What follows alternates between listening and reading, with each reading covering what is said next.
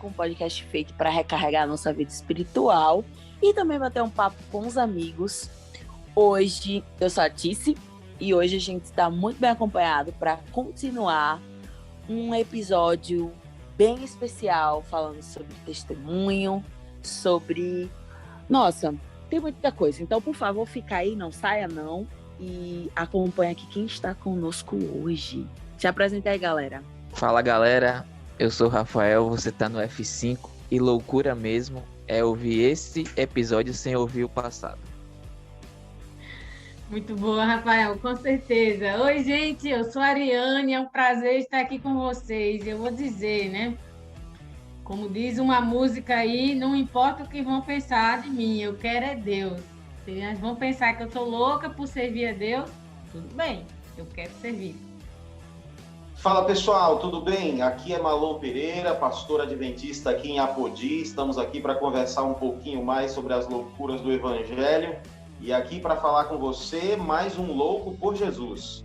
Olá pessoas, eu sou a Karen Pereira, esposa do Malon, e loucura mesmo é ficar parado. É isso aí. Você viu aí, gente? Fica nesse episódio, mas como o Rafael já deu uma dica, se você caiu aqui de paraquedas e não viu o episódio 19, corre para ver, que aí você vai saber como é essa continuação, por que essa continuação e o que as pessoas de hoje vêm contar, tá bom? Então, volta aí e aí você vai saber de tudo, tá? Enquanto isso, solta aí a musiquinha que a gente já vai começar esse episódio.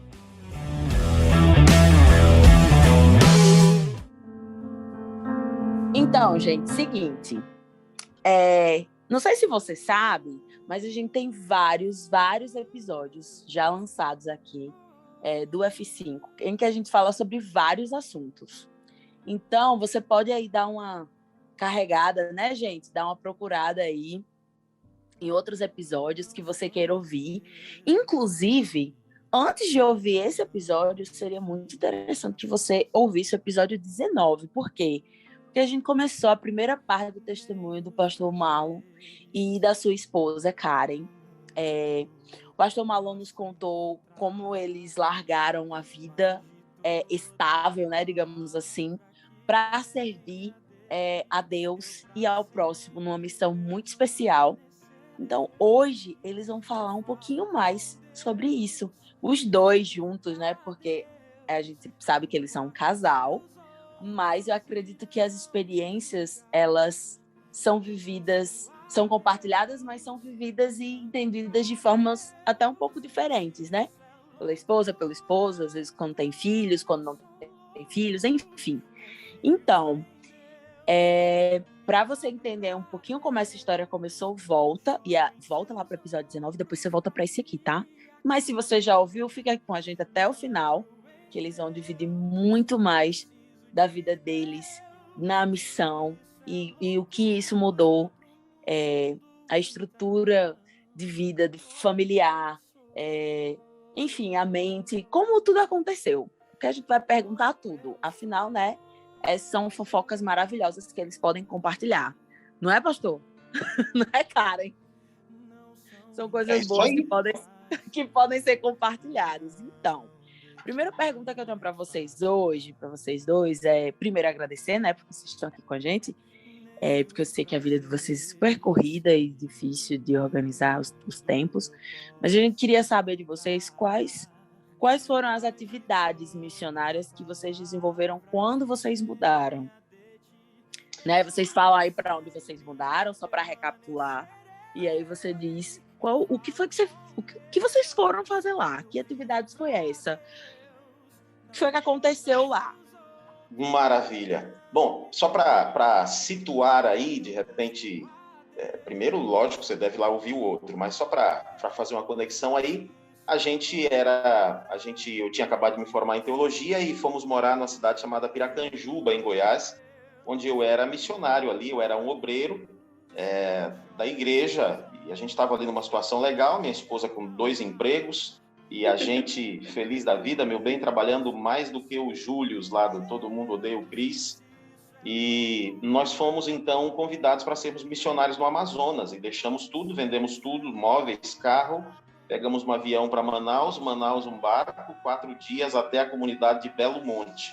E nós fomos para lá para substituir um casal de missionários que havia ido para lá há cerca de 8 meses, mas por algum motivo eles precisaram deixar o campo missionário e a gente foi para concluir o projeto ali. O projeto do Salva-Vidas Amazônia era um projeto missionário de 1 ano e eles precisaram deixar o campo missionário e nós fomos para passar esses 4 meses ali. Então, qual era o nosso papel ali? O nosso papel era estudar a Bíblia com as pessoas, era fazer amigos e criar conexão ali com as pessoas e conseguir ali, então, oportunidades para abrir a Bíblia, para estudar a Bíblia com essas pessoas e apresentar Jesus para elas, uma vez que lá naquela comunidade não havia presença adventista. Acho que a grande maioria das pessoas ali nunca nem tinha ouvido falar em igreja adventista do 7º dia. E nós fomos para ali, então, para estudar a Bíblia com as pessoas, com o propósito, quem sabe, de no futuro estabelecer uma igreja adventista ali naquela comunidade. Esse foi o propósito, foi para isso que nós fomos para lá. Eu queria Essa era a perguntar missão. para Karen, eu lembro que no episódio passado, você falou que achava que ela estava muito mais pronta que você. Foi uma coisa que me marcou muito no episódio passado, no episódio 19, né? E eu queria saber dela, Karen, minha filha, você estava pronta mesmo? Estava tudo certo? Ou você só tinha mais coragem? Então, isso em 2011, há muitos anos atrás, muitos anos antes disso, né? Eu li um livro que chama Oração Radical. Rafael lembra, a gente abriu um clube do livro lá na Esperança e a gente leu esse livro, Oração Radical. Acho que eu li numa sentada o livro. E esse livro fala para a gente fazer uma oração, aquela oração que Jesus fala assim: orai ao Senhor da Seara para que envie pessoas, né, para trabalhar na Seara. E o livro estimula a pessoa a fazer essa oração, para que você seja essa pessoa que vai ser enviada por Deus para a Seara. A oração é: Senhor, o Senhor precisa de ceifeiro, envia-me a mim. Envia-me a mim. E eu fiz essa oração com medo, assim. Isso foi em dezembro de 2011. Eu fiz essa oração e disse: Senhor, não sei o que vai acontecer, mas eu sei que eu não vou ficar aqui. E naquele momento que eu fiz essa oração, eu sabia que eu ia para onde Deus mandasse, que Deus ia me levar para algum lugar, que podia ser perto, que podia ser longe. Então, a partir daquele dia, eu já fiquei, tipo, com a mala pronta, vamos dizer assim. Mas eu lembro de você dizer... Pastor, ela estava pronta mesmo. Ela estava, mas eu lembro dela me contar. Eu lembro de um detalhe, não sei se ela ia falar esse detalhe, mas ela tem um detalhe aí, que ela orou e disse: Senhor, mas o Senhor quer que eu vá? Tem isso, né? Isso foi já em 2000, no ano seguinte, eu fui para uma escola de evangelismo e saúde, e aí foi quando eu tive o primeiro convite para ir para a missão. Só que aí não deu certo de eu ir, porque eu passei na aeronáutica e acabei indo para a aeronáutica ao invés de ir para essa missão, mas foi bom, porque essa missão era umas pessoas assim meio estranhas. E aí eu falei: Senhor, eu vou. Eu já tinha dito que eu ia, né, em 2011. E quando foi em 2012, ali no comecinho, eu disse: Senhor, eu vou. Mas eu não quero ir só, não. Se o Senhor quiser que eu vá para algum lugar, o Senhor tem que arrumar um marido para mim, porque para ir sozinha é muito ruim. Eita! Aí, quando chegou esse convite para ir para o Amazonas, eu estava ali lavando louça e o Espírito lembrando, né? Então, você disse que você ia, né? Você disse que ia. Você disse que você ia, marido. que se você casasse, você não ia só, que você ia acompanhada, ia para alguém cuidar de você. E eu fiz a minha parte, o Espírito falando, eu fiz a minha parte. Aí eu disse: de fato. Aí foi na hora que eu virei para o meu bem e disse: meu bem, vamos para lá ficar esses 4 meses, que a gente estava em dúvida se ia ficar só 4 meses, ou se a gente ia querer realmente uma oportunidade que fosse mais duradoura, né? Tipo 1 ano, 2 anos. Aí eu virei para ele e disse: meu bem, vamos para lá ficar esses 4 meses. E ele, mais do que rapidamente, já foi, já ligou, e a gente já realmente se comprometeu em ir. Mas eu já estava com a mala pronta desde 2011, porque eu já tinha me preparado psicologicamente. Deus já tinha falado comigo e eu realmente fiz aquele compromisso de desbravador, né? E ia onde Deus mandar. Só que eu não ia só. Que mulher, viu? Loucura, loucura. Inclusive, esse é o status dela do WhatsApp, viu? Para quem não sabe, e é onde Deus mandar. É isso aí. Você, amigo solteiro, amiga solteira, tá ouvindo este podcast, quer ir para a missão, peça ao Senhor para unir a sua loucura com a loucura de alguém e mergulhe nesse negócio que é bênção. Eu adorei. Eu estava orando a Deus pedindo um esposo, eu falei para Deus, Senhor, eu queria uma pessoa que, assim, que se o Senhor mandasse a gente ir para a África, para o Japão, qualquer lugar, que ele tivesse essa disposição de ir também. É, né? Ter um propósito igual. Isso é muito importante, né? Deus une propósitos. Né? Exatamente. Mas, gente, assim, nossa, eu estou impressionada com o que Karen realmente estava pronta. E o pior que isso era uma pergunta que eu ia fazer. O quanto o núcleo familiar, você ter alguém ali que pensasse igual a você, é importante para você assumir uma missão com Deus, uma responsabilidade com Deus, uma missão dessa. O quanto isso foi importante para eles. Eu ia perguntar isso, acho que ela já respondeu. Você outro dia até aconselhando uma pessoa, uma pessoa que se sentia chamada por Deus para fazer algo, mas a esposa, que é uma mulher de oração, uma mulher cristã, ela achava que não era e tal. E aconselhando ele, eu disse, amigo, Deus quando chama, se você é casado, o chamado é para a família. Deus não chama você para fazer uma coisa e a sua esposa para fazer outra coisa completamente diferente. O chamado é para os dois. Então, se a sua esposa não está topando, há uma boa chance de que essa proposta aí seja uma furada. Ore um pouco mais a respeito disso, porque Deus chama o casal, Deus chama a família para cumprir a missão, né? Se os dois não estiverem envolvidos, né, fica dividido. Sim. Aí não dá certo. Não funciona. Até pode ser que vá, mas aí não funciona, fica infeliz porque não está onde queria estar. Acaba que o que deveria ser uma bênção não é uma bênção, né? Já é um problema no casamento, até problema de ansiedade, problema psicológico. E a gente sabe que, além de tudo isso, de ter propósitos iguais, de todas as coisas que vocês tiveram que organizar para fazer essa mudança, a gente sabe que quando chega no lugar da missão, existem muitos desafios. Mas, assim, para vocês, quais foram os principais desafios nessa missão que vocês foram, em relação às pessoas que vocês encontraram? O primeiro grande desafio, o desafio começa muito cedo, né? Quando você decide. Mas, assim, chegando no local, nós desembarcamos ali no cais, vamos dizer assim, no portozinho ali da vila, por volta de 1h da tarde. E quando eu olhei para cima e vi o tanto de degrau que tinha para subir com mala nas costas, eu já fiquei preocupado. O desafio começou ali. Você não pode ver aí, você que está nos ouvindo no podcast, você não pode me ver, mas eu estou um pouco acima do peso, para dizer o mínimo, assim. Um pouco acima do peso. E o desafio começou aí, um sol a pino, mas a gente já foi recebido, o pessoal da vila já estava nos esperando, o casal de missionários que estava lá e saiu antes da gente chegar, já avisou que nós viríamos, eles sabiam o dia que a gente ia chegar, e quando nós chegamos lá no porto, já tinha uma turma, sobretudo de crianças e juvenis já nos esperando, já nos ajudaram a carregar a bagagem, trouxeram água gelada e tudo mais. Nos ajudaram a limpar a casa, uma casa de tábua bem simples, que estava fechada já há algum tempo, alguns dias, cheia de poeira, as maiores baratas que alguém já viu na vida. A minha esposa calça 36, uma barata quase do tamanho de um chinelo 36. Você não sabe o que é isso. Você não tem ideia do que é isso. Assustador. A gente chegou, viu aquela barata gigante, e eu, com mais de 100 quilos, fiquei, meu pai, o que eu faço com esse monstro? Veio a menininha de uns 6 anos, pegou um chinelo, deu na barata e jogou ela fora. Ei, uma barata dessa voando, não tem quem fique. Você tá louco, Um Zé? helicóptero. Barata com a mão, jogou pela janela. A menina deu uma chinelada na barata, pegou aquele gigante, aquela barata Golias e jogou pela janela.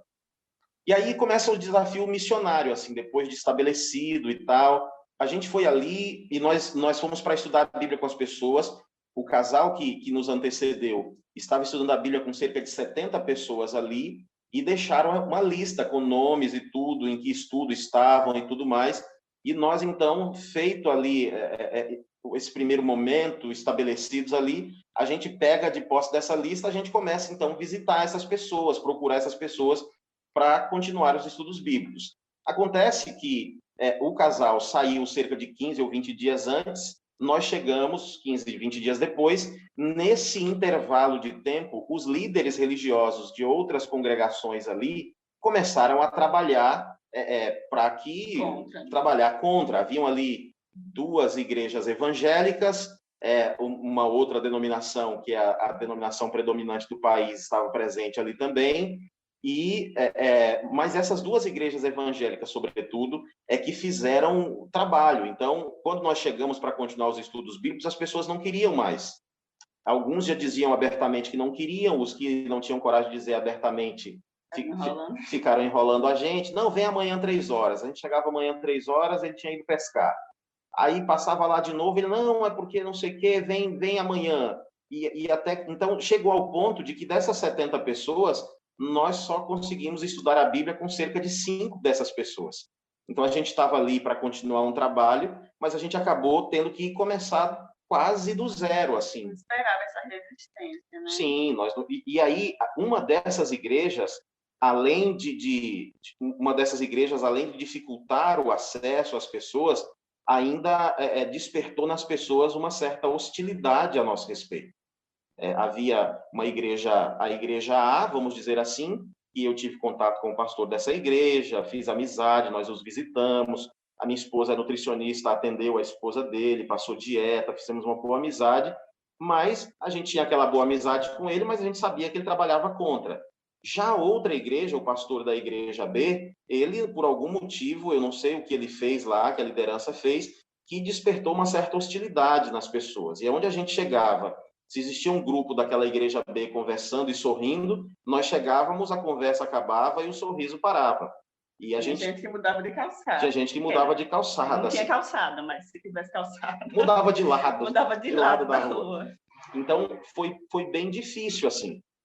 Mas as crianças, por isso que Jesus disse que a gente tem que ter o coração como de criança, as crianças têm mais essa pureza, assim, e a gente teve mais acesso às crianças, e nesse primeiro momento, já que não conseguíamos estudar a Bíblia com muitos adultos, as crianças, no entanto, vinham para a nossa casa e a gente tinha a classe bíblica ali, às vezes com 10, 15, 20 crianças. No sábado, a gente fazia um pequeno grupo com cerca de 30 a 40 crianças, e as coisas continuaram a andar, e foram andando aí, e conseguimos estudar a Bíblia com algumas pessoas.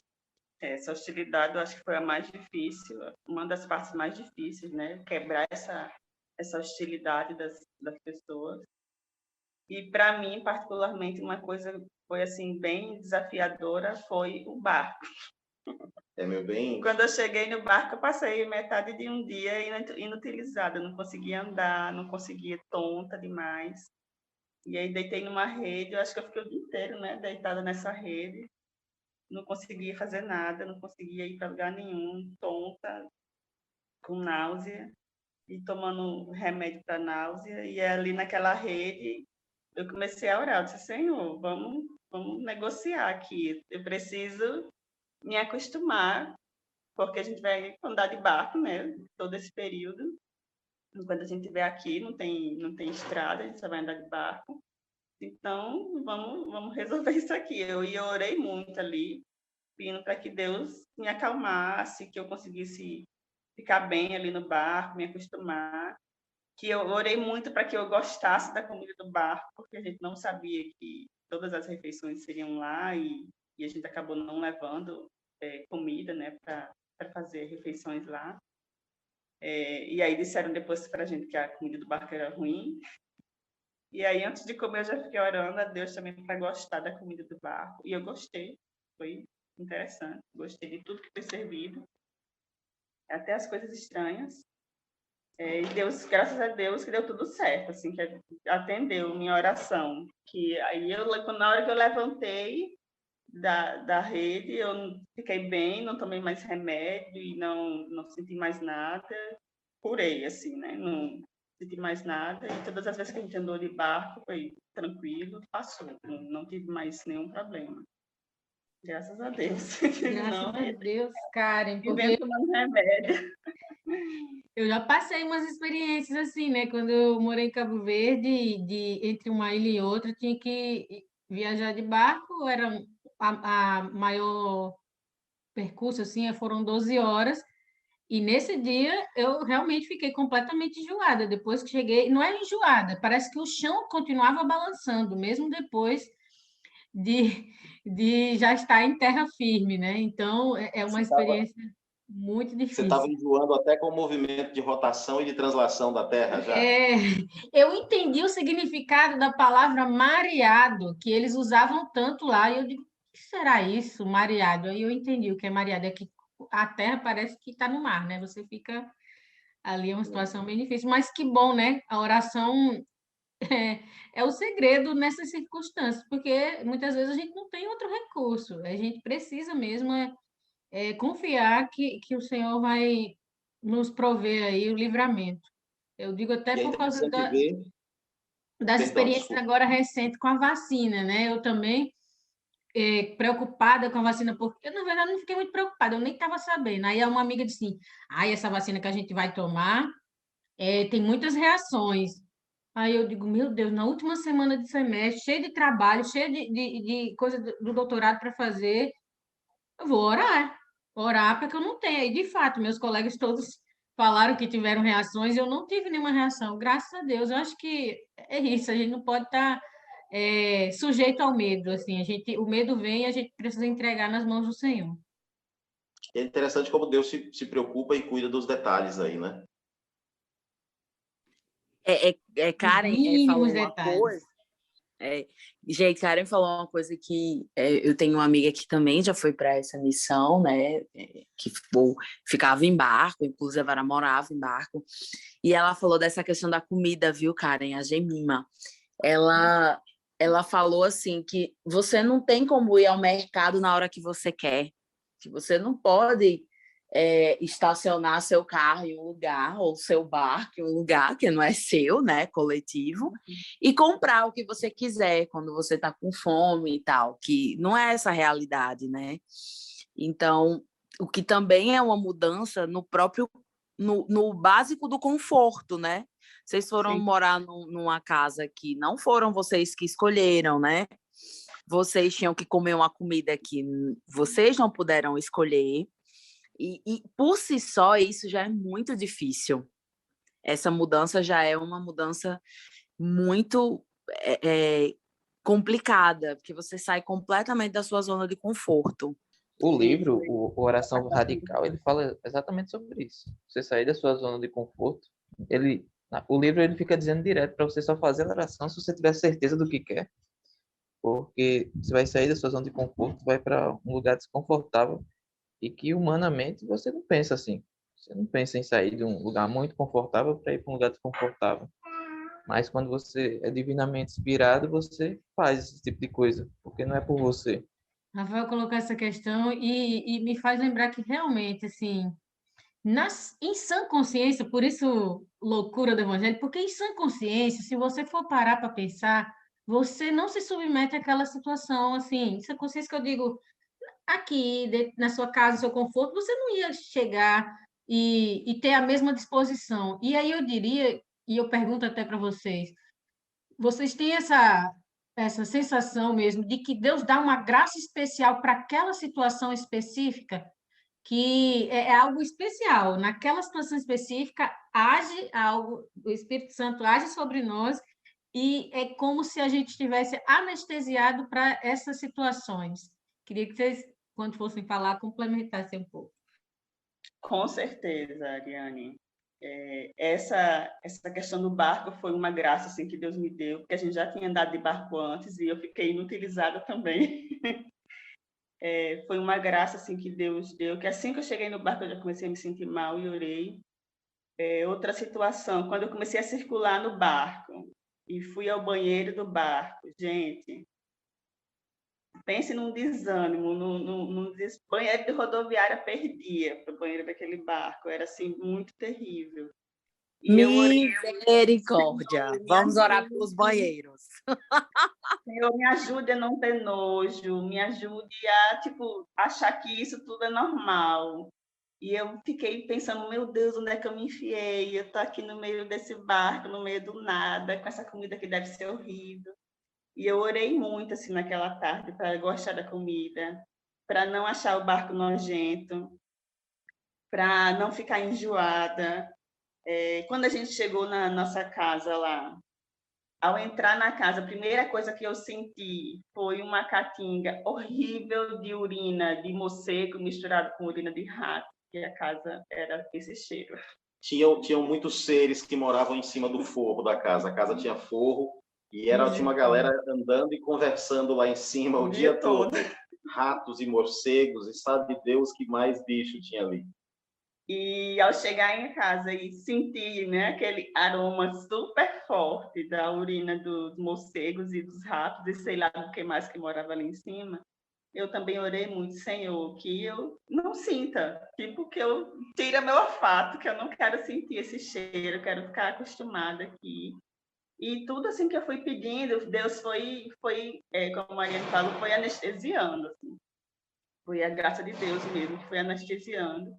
E a gente foi se adaptando, e eu fui achando aquela situação normal, e foi tranquilo, assim, de passar. Teve aquele choque inicial, quando a pessoa, né, se depara com a situação, e ao me deparar com a situação, já comecei a orar e pedindo para Deus que eu conseguisse achar aquilo normal e conseguisse conviver com aquilo. Porque se eu não achasse normal, ia ser muito difícil ficar ali 4 meses.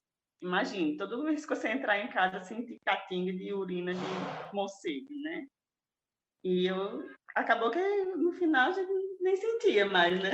Tava achando cheiroso. Tava achando super tranquilo. Lavar a casa todo dia, tranquilo, super tranquilo.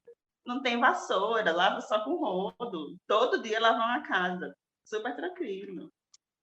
Gente, a gente tá falando desses pequenos detalhes, assim, dessas pequenas dificuldades, mas você que está nos ouvindo aí, não pense que a experiência foi ruim. A experiência foi absolutamente fantástica, transformadora. A melhor experiência que eu, particularmente, já vivi, e você não pode ver, mas minha esposa está aqui sacudindo a cabeça, concordando com isso também. Então, muitos desafios. Mas se você gosta de açaí, tinha açaí todo dia, a 3 litros por R$10. E açaí do puro lá da selva. Então, esse açaí esse açaí todo do quintal, né? Esse açaí todo peixe frito compensava tudo isso. Fora as experiências missionárias fantásticas que nós vivemos, apesar dessa dificuldade inicial, as portas começaram a se abrir. Deus nos deu aí ferramentas para abrir portas, e nós tivemos experiências sensacionais, fantásticas.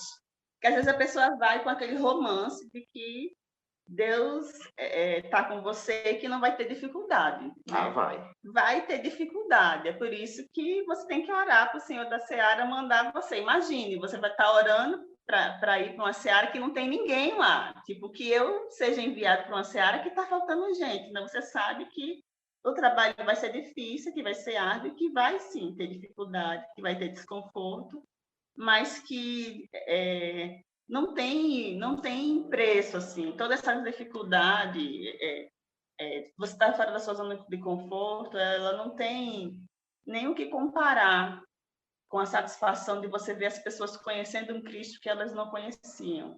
O sorriso, né? A satisfação das pessoas saberem que existe um Deus tão maravilhoso, um Deus que cura, um Deus que resgata, e que elas não conheciam um Deus daquela forma, elas não conheciam um estilo de vida tão diferente como aquele, e a felicidade que elas têm de encontrar com esse Deus. Então, isso não tem preço. Você pode enfrentar qualquer cheiro de xixi de rato e não tem problema, assim, não vai incomodar.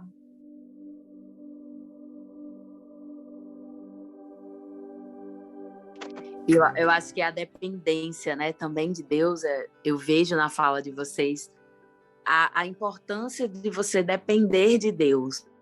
Quando você sai da sua zona de conforto e vai viver outra realidade, se você não tiver essa dependência, realmente não tem como você ficar. Então, eu acho que até o relacionamento com Deus, ele é estreitado, né? Porque você precisa, porque humanamente falando é muito difícil, gente. Vocês falando aí sobre a casa de vocês, assim, eu deixei, né, um lugar, vim para outro, só que assim, uma situação completamente diferente. E já foi difícil.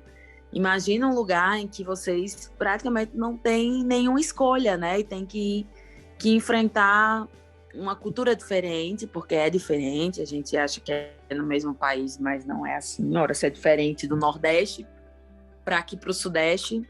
Você imagine uma galera que mora em um lugar que é barco, né, para chegar e tal, e que tem acesso a comidas diferentes. Enfim, eu acho que a dependência é uma coisa extraordinária na missão. E é como vocês falaram, gente, é muito bom, né? Só dá para saber quando você vive, mas tem que querer muito. Querer faz a gente ultrapassar esses desafios pela graça de Deus, com oração. Mas depois que você vê o resultado, gente, que as coisas que a gente viu, assim, a gente tem história para contar para o resto da vida. Meu bem falando da resistência, né, das pessoas, uma resistência que a gente não esperava, já que o casal anterior já tinha feito amizade, a gente não esperava essa resistência que aconteceu ali de início, mas uma coisa que abriu assim, essa coisa de uma forma extraordinária foi a mensagem de saúde que a gente tem, coisa simples, e a gente vê a atuação de Deus assim curando as pessoas, e as pessoas conhecendo um Deus que cura, uma coisa tão simples, tipo beber água, mas a pessoa não sabe que tem que beber mais água. E essa experiência de ver as pessoas sendo curadas, assim, para mim foi muito impactante.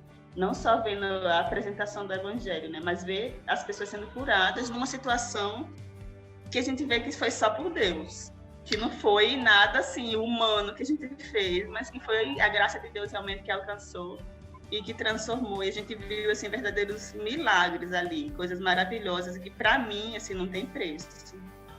Gente, qual foi assim o maior aprendizado que vocês tiraram dessa missão? Porque eu sei que foram muitos, mas eu acho que sempre tem alguma coisa assim transformador, sabe? No nosso caráter, nossa forma de ver a vida. Eu vou contar a história aqui, a minha esposa vai fazendo aqui adicionando alguma coisa, porque meu bem não pode dar testemunho, se ela der testemunho ela chora, aí não vai sair nada. Então, eu vou contando aqui a história e meu bem vai entrando aqui, tá bom? Nós chegamos lá, como a gente disse, e a gente teve essa dificuldade, as portas se fecharam assim, mas a gente ficou ali orando a Deus para que nos usasse de alguma maneira. Nós fomos fazer uma visita a um casal de idosos que estavam estudando a Bíblia. E eles acabaram não querendo continuar a estudar a Bíblia, ficaram enrolando a gente. Ia lá, eles não estavam, mandava ir, eles saíam.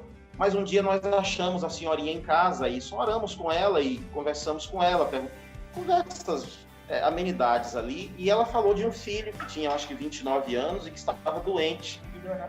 Pediu oração por ele. Nós oramos por ele e perguntamos se a gente podia fazer uma visita a ele. E aí ela disse que sim, nós fomos à casa dele. Ele tinha um pequeno comércio, é um homem muito grande, um homem de bem 1,90 m de altura, que tinha um comérciozinho pequenininho ali na vila, mas ele trabalhava cortando madeira, serrando madeira. Mas ele não estava conseguindo trabalhar já há algum tempo, ele tinha uma doença, acho que uma doença... É uma doença degenerativa? Neurodegenerativa. É uma doença... A pessoa vai enfraquecendo os músculos. Então, é uma doença autoimune e isso afeta aí toda a musculatura, inclusive o pulmão e tudo mais. E esse camarada de quase 1,90 m, ele estava acamado já há algum tempo. Ele não conseguia nem para se mover dentro de casa, era com muita dificuldade. Conseguia nem ficar no comércio, né? E aí nós fomos ali, conversamos, nos apresentamos, oramos com ele, oramos por ele e minha esposa se apresentou ali os seus conhecimentos nutricionais e da área de saúde, a sua experiência, colocou à disposição dele para poder ajudá-lo. E aí propôs a ele que ele fizesse um detox, passasse alguns dias tomando apenas suco. Mas suco do quê? No meio da selva, se não tem um supermercado, uma frutaria, e as pessoas não têm esse hábito assim de plantar coisas, e também você come a fruta da época, né? Então, época de banana, época da laranja, época disso e daquilo, e não tinha. E pesquisando ali, que acesso a que ele tinha? Ele tinha um pé de limão no quintal e tinha um canteirinho com os pezinhos de couve. E a minha esposa, então, disse a ele que nos próximos 3 dias, que ele não comesse nada e tomasse apenas suco de couve com limão. Nós oramos com ele, pedimos a Deus que fizesse um milagre, e minha esposa deu essa orientação a ele, e fomos para casa. E uns 3 dias depois, final dos 3 dias, nós voltamos lá, depois de fazer detox, suco de couve com limão, o homem estava de pé, andando e trabalhando no comércio e normalmente, assim. Então, Deus fez o milagre. Não dá para dizer que foi limão com couve. Foi Deus que fez um milagre ali, que agiu. E essa notícia se espalhou. E aí, num belo domingo, nós estamos em casa tomando café da manhã, bate na nossa porta um rapaz perguntando pelos missionários. E disse que havia um rapaz numa rua tal que perguntou se a gente poderia ir lá conversar com ele. Ele tinha ficado sabendo que a minha esposa tinha dado orientações para um rapaz que estava acamado e que o caba seguiu e as orientações e se levantou. Nós falamos, tá bom, nós vamos. Tomamos café da manhã e lá fomos nós, minha esposa e eu. E chegamos ali na casa daquele rapaz. Ele morava com a avó, uma senhora bem idosa, que estava viajando há cerca de um mês, ela estava fora. Ele estava sozinho, ele tinha 28 anos e estava acamado há 8 anos. O quarto, a janela do quarto dava para a rua, e ele ficava ali uma vez por dia. Uma sobrinha dele ia lá limpar a casa para ele. Ele não tinha condições de ir ao banheiro, o quarto estava cheio de garrafas PETs, onde ele fazia xixi na garrafa PET, e uma vez por dia a sobrinha ia lá, esvaziava as garrafas e trazia para ele. E comida, ele chamava alguém que passava na rua, todo mundo conhece todo mundo na vila, ele chamava alguém que passava ali na rua, a pessoa vinha até a janela, ele dava algum dinheiro e a pessoa comprava um espeto de frango que ele comia com farinha. E por conta dessa alimentação desse jeito, o intestino dele já não funcionava há dias, funcionava com muita dificuldade de vez em quando. Ele estava acamado, tudo leva a crer que ele tinha uma outra doença também, fibromialgia, porque apenas tocar a pele dele, ele gemia de dor. Eu só coloquei a mão nas costas, assim, num gesto de carinho para conversar com ele, e ele gemia de dor. Esse homem estava acamado há 8 anos, chorando, sozinho em casa. E agora, o que fazer por ele?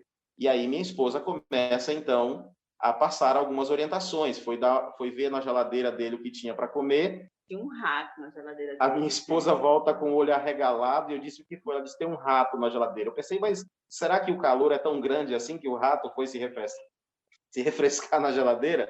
Mas tinha um roedor, eles comem qualquer bicho lá. Alguém matou um roedor lá, abriu, tirou as tripas e ali as entranhas do bicho, mas não tirou o couro, colocou aquele rato com pelo e tudo na geladeira. Você abria a geladeira, tava aquele roedor grandão olhando para você lá, assim, na geladeira.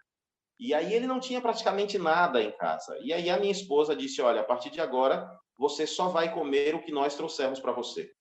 E a gente comia arroz integral, feijão e salada. E a gente conseguia comprar repolho lá na cidade de 15 em 15 dias com muita dificuldade. Salada de repolho. Era repolho branco com repolho roxo. E só, para ficar colorido. E era isso. E nós, então, começamos a fazer o nosso arroz com feijão e levávamos a refeição para ele. Cerca de 2 dias depois, ele estava um pouquinho melhor, mas o intestino ainda não havia funcionado. E a minha esposa disse, a gente precisa fazer um detox com ele também para que o intestino funcione. O detalhe é que a gente tinha 2 casais de amigos que mandavam uma oferta para a gente na missão. E naquele mês, na verdade, aquele tinha sido o primeiro mês que eles tinham mandado essa oferta, a gente tinha recebido uma oferta de R$800, o que era uma baita grana naquelas circunstâncias. E pelo agir de Deus, por providência divina, nós fomos à cidade e nós encontramos uma grande variedade de frutas e frutas relativamente novas. Para vocês entenderem, era muito difícil encontrar frutas e verduras, porque frutas e verduras vêm de fora para Manaus e de Manaus vai de barco. São 4 dias de viagem para chegar lá. Então, o tomate que sai verde de Manaus, ele chega maduro já lá na cidade. O repolho chega quase podre. O repolho chega já, nossa, terrível. Então, mas nesse dia nós chegamos, nós compramos uma sacada de maçã, uma sacolada de maçã, compramos manga, compramos laranja, compramos uma série de coisas, abacaxi. A gente comprou muita coisa, tipo, coisa para passar um mês, assim, comendo fruta, a gente comprou muita. Nunca mais a gente achou tanta fruta. Só essa vez. Comprar, foi só essa vez. Voltamos para casa, eu então mega feliz, falei, olha que maravilha, vamos comer frutas e verduras. Ostentando as frutas. Ostentando. E quando chegou esse dia que meu bem disse, ele precisa fazer um detox. E eu olhei para ela e disse, mas meu bem, com que frutas? Não tem fruta. Ela só ficou parada olhando para mim. Eu fiquei só olhando, esperando a ficha cair. Ela ficou parada olhando para mim, a ficha caiu, eu disse, minhas frutas? Nossas frutas? Ela disse, é. E aí, então, nós começamos. Meu bem fazia os sucos e eu levava para ele de manhã às 7, às 10, ao meio-dia, às 4 da tarde, e à noite ele tomava açaí, puros, sem açúcar. E ele começou, então, a fazer esse detox. E quando foi mais 2 dias, nós estamos indo lá levar o suco para ele, já fomos abordados pela vizinha, que morava umas 3 casas antes, dizendo, olha, o fulano está em pé. Foi visto andando aqui na rua. Foi visto andando. O que vocês estão fazendo com ele? Porque eu mandei ele caminhar. Se ele conseguisse, eu mandei ele caminhar e tomar sol, na medida do possível, né? Se ele conseguisse levantar, assim que ele conseguisse, que ele fosse caminhar na rua e tomar sol. E antes de chegar na casa dele, a vizinha já veio toda, né? Toda feliz. Espantada, feliz, dizendo que ela estava vendo ele caminhando no meio da rua, tipo, absurdo. Coisa que ele não fazia há 8 anos. Isso, né? Então, e aí, quando nós chegamos na casa, ele estava sentado numa cadeira, no alpendre, tomando sol, todo sorridente e feliz da vida. O intestino tinha voltado a funcionar, o homem estava bem. Ele não estava 100%, porque havia um problema que ele tinha, que era preciso fazer uma cirurgia para que ele pudesse andar normalmente. Então, ele levantou-se, estava cuidando da sua vida, andava com uma muleta, mas andando. Ele que, às vezes, era preciso ser levado numa cadeira, carregado pelas pessoas para ir ao postinho de saúde, já morando na beira do rio e não via o rio há 8 anos, ele foi até o rio. Um dia nós estávamos em casa, a nossa casa ficava a quase 1 quilômetro da casa dele, a gente estava em casa, bate na porta, era ele, caminhando, chegou lá. E isso, a notícia se espalhou na vila. A vila é uma vila de cerca de 1.500 pessoas. A notícia se espalhou de uma maneira e nós começamos a ser abordados pelas pessoas, na medida que essa história se tornava conhecida, a gente passou a ser abordado pelas pessoas na rua. As pessoas diziam, vocês são os missionários que estão substituindo o Guilherme e a Joyce? Sim, somos nós. Olha, vocês estudam a Bíblia com as pessoas? Vão lá em casa, eu quero estudar a Bíblia. Olha, a minha amiga, a gente estudando a Bíblia com a família, ela dizia, olha, a minha amiga quer que você vá lá para estudar a Bíblia com eles também. Um dia nós estávamos voltando de uma visita à noite na vila, assim, a iluminação bem ruinzinha. Fomos seguidos. Aí estou com aquela sensação de que tem alguém andando atrás. Eu falei, será que eu saí da cidade grande para ser assaltado aqui em Belo Monte, no meio da selva? E eu olhei para trás, vinha um rapaz, e eu fiquei meio assim, ele chamou a gente, eu parei. Ele disse, vocês que substituíram o Guilherme e a Joyce? Sim, somos nós. Olha, eu quero estudar a Bíblia também. E a gente combinou, ele ia para a nossa casa receber o estudo, e as portas se abriram, e nós conseguimos estudar a Bíblia com algumas dezenas de pessoas a partir daí. A partir desse milagre, ou desses milagres que Deus fez, meu bem pôde ajudar outras pessoas a cuidar da saúde, foi sensacional. No final, fazendo as contas lá, que eu era secretária, né? Fazendo as contas, tinham 38 crianças e uns 70, 80 adultos estudando a Bíblia com a gente, em classes bíblicas e estudos individuais também. Então, as pessoas, o que eu achei mais impressionante é que as pessoas, ao verem os milagres de Deus, assim, as curas de Deus, elas não vieram atrás da gente e atrás de cura. Elas vieram atrás da gente, atrás da palavra, atrás de saber desse Deus, né? Atrás de estudar a Bíblia. Então, ao se deparar com as notícias de que as pessoas estavam sendo curadas, esse foi um caso, né? Foi o mais impressionante assim de todos e foi o que mais impactou a população lá. A ponta das freiras, quando a gente estava indo embora, vierem se despedir e agradecer o tanto que a gente ajudou, né? Que ele era membro lá da congregação dela.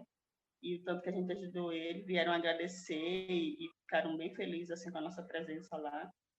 E foi assim, muito impressionante de ver as pessoas buscando, as pessoas vindo atrás da gente, perguntando se era a gente que estava estudando a Bíblia com as pessoas e querendo estudar a Bíblia, querendo saber mais sobre a Bíblia e sobre esse Deus maravilhoso. E aí eu me lembro daquele texto em onde a senhora White, falando acerca de Jesus, ela diz que Jesus primeiro atendia às necessidades das pessoas, conquistava a confiança delas, e depois ele dizia, vem e segue-me. Então, nós precisamos pensar o seguinte, o que eu tenho para oferecer para as pessoas? Além de Cristo, as pessoas, nós somos assim. Quando eu digo as pessoas, eu me incluo.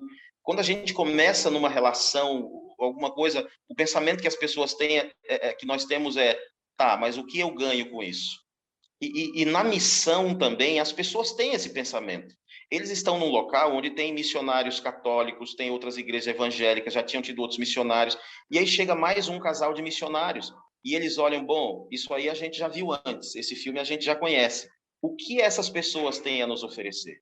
E quando Deus agiu através de nós, através do conhecimento da minha esposa, e veja, ali nós estávamos, eu teólogo, eu não era pastor ainda, mas formado em teologia, minha esposa nutricionista.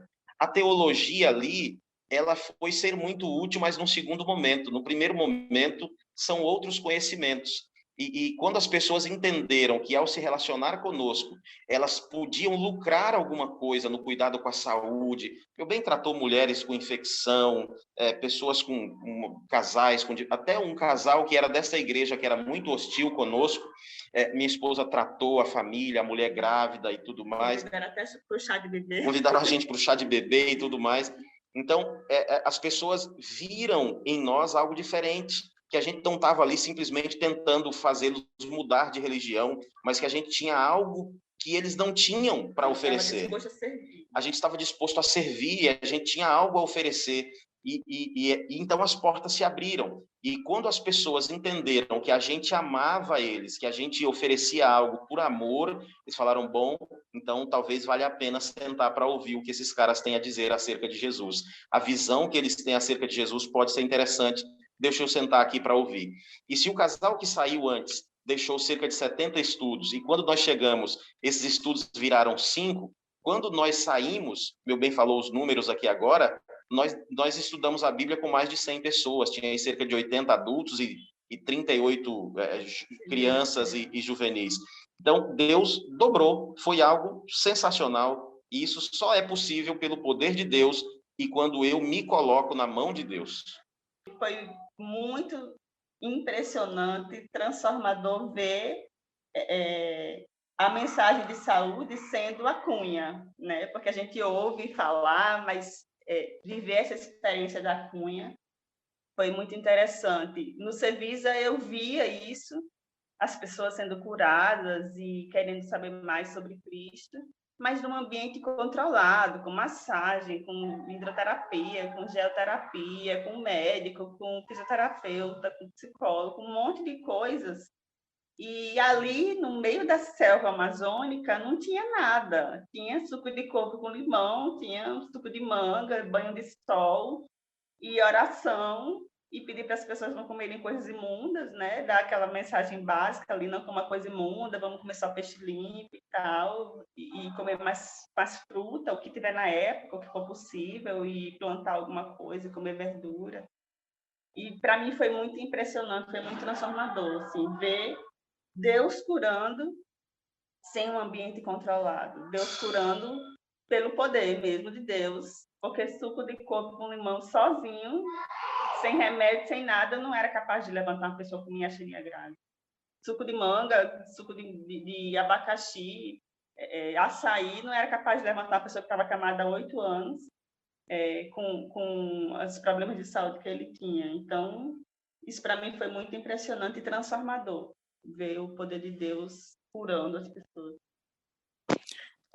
Eu acho que também tem uma coisa diferencial, assim, eu fiquei emocionada aqui vocês contando essa história, porque é impressionante como amar o outro, se importar com o outro, é transformador, né? Vocês não só cuidaram dele, instruindo, vocês cuidaram de verdade, né? Vocês iam lá, vocês levavam, vocês fizeram, vocês se mobilizaram, vocês saíram das suas atividades para cuidar desse homem. E isso é muito poderoso. As pessoas veem Jesus nisso. E é interessante como o amor ele é atrativo, né? Como o cuidado ele atrai as pessoas. Porque é o diferencial quando a gente ama Jesus. Assim, gente, muito linda essa história de vocês. Fiquei muito emocionada aqui. Gente, Eu imagino que vocês devem ter... Vocês deveriam escrever um livro com histórias extraordinárias aí. Veja, e isso nós ficamos lá 4 meses, e a gente poderia ficar aqui algumas horas contando histórias. Imagine missionários que estão aí há muito tempo, né? Pois é, né? Missionários que passam anos, né? Outra coisa que para mim foi mega transformadora, quem me conhece sabe que eu não tenho assim, esse status todo com criança, né? Não tenho essa ginga assim com criança. A adoração infantil, contar história para criança, é muito difícil. Tem que agendar comigo com muita antecedência para me preparar psicologicamente. E foi uma coisa assim absurdamente fantástica, porque a gente tinha um grupo grande de crianças lá. E aí, meu Deus, como é que eu vou fazer? Porque meu bem deu um estudo bíblico para as crianças lá e a gente disse, meu bem, não vai dar certo. Eu não tenho talento com as crianças. Não vai dar certo, deixa que eu assumo. E pedi a Deus que me capacitasse em uma sala com 38 crianças, e ele me deu assim paciência e tato, e eu bolei materiais para trabalhar com essas crianças, e a gente pintava, a gente brincava, a gente fazia um clubinho, como ele chamava, um pequeno grupo das crianças, fazia o clubinho, e eu sempre fazia um bolo, alguma coisa para elas lancharem.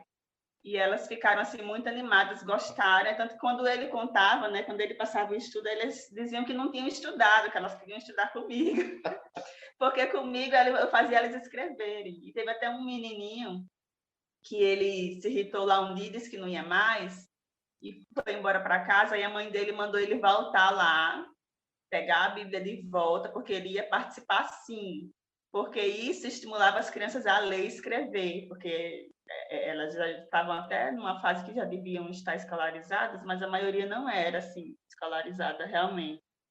E elas tinham que escrever lá nos livros, né? No estudo bíblico, elas tinham que escrever, e eu tinha que ditar, eu tinha que escrever no papel a palavra e mostrar para elas, porque elas não conseguiam escrever quando eu dizia B, elas diziam B é aquele com 3 pernas, não, B não é assim. E aí eu tinha que escrever a palavra no papel, ainda bem que tinha muito papel lá no nosso material.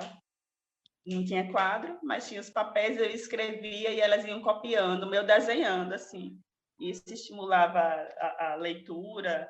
E eles vinham lá em casa para eu ajudar eles nas tarefas de casa, da escola. E foi muito impressionante, assim, ver o dom que Deus deu ali para eu trabalhar com essas crianças. Ser missionário é mais do que pregar o evangelho, assim, pregar o evangelho, quando eu digo dar estudo bíblico.